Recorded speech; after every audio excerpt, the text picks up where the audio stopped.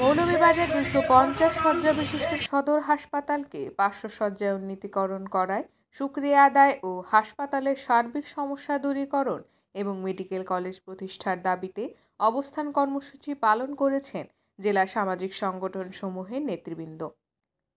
সোমবার ২৪শে মার্চ দুপুরে হাসপাতাল সম্মুখে ঘণ্টাব্যাপী এই অবস্থান কর্মসূচি পালন করা হয়।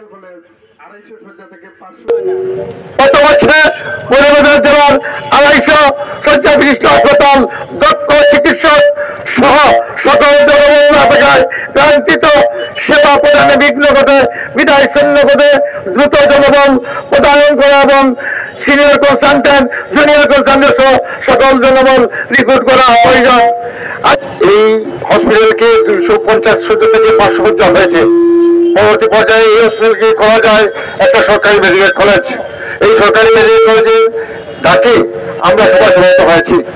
তবে বিভিন্ন সংগঠনে আমি দেখতে পাচ্ছি বিভিন্ন সংগঠনের কর্মকর্তা পর্যায়ে যারা আছেন তারাই আজকে এসেছেন।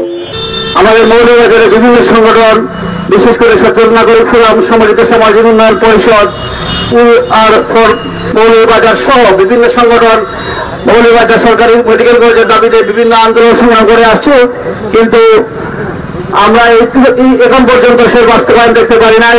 আজকে আমরা যে উদ্দেশ্যে নিয়ে এখানে উপস্থিত হয়েছি আপনারা প্রত্যেকেই জানেন, আমরা মৌলভীবাজার দীর্ঘদিন ধরে 250 শয্যা হাসপাতালের যে দুর্নীতি ক্ষতিগ্রস্ত হয়েছে, আমাদের মৌলভীবাজার জেলার প্রত্যেকের রোগী নিয়ে যে অশান্তিতে ভুগতেছে।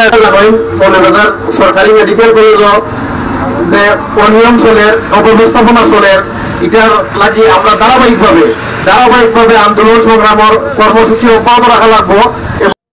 এ সময় বক্তারা হাসপাতালের প্রয়োজনীয় চিকিৎসা সামগ্রী ও আধুনিক যন্ত্রপাতির সংকট সমাধান, চিকিৎসকদের আন্তরিকতার অভাব ও সেবার মান উন্নয়ন, হাসপাতালের পরিচ্ছন্নতা ব্যবস্থা উন্নত করার দাবি জানান। বক্তারা বলেন, এ অঞ্চলের জনগণ দীর্ঘদিন ধরে একটি পূর্ণাঙ্গ মেডিকেল কলেজের দাবি জানিয়ে আসছে। জেলা শিক্ষার্থীদের চিকিৎসা শিক্ষার সুযোগ বৃদ্ধি এবং পর্যাপ্ত চিকিৎসক তৈরির জন্য মৌলভীবাজার মেডিকেল কলেজ প্রতিষ্ঠা করা প্রয়োজন।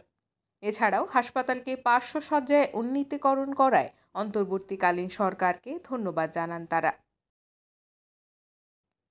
সচেতন নাগরিক ফোরামের সভাপতি মোয়াজ্জেম হোসেন মাতুকের সভাপতিত্বে আয়োজিত অবস্থান কর্মসূচিতে বক্তব্য রাখেন সম্মিলিত সামাজিক উন্নয়ন পরিষদের সভাপতি খালেদ চৌধুরী, বিশিষ্ট লেখক সৈয়দ কামাল হোসেন বাবু, সৈয়দ জুয়েল আহমেদ প্রমুখ। যেহেতু অনুমোদন হয়েছে, ধন্যবাদ জানাই বর্তমান সরকারকে।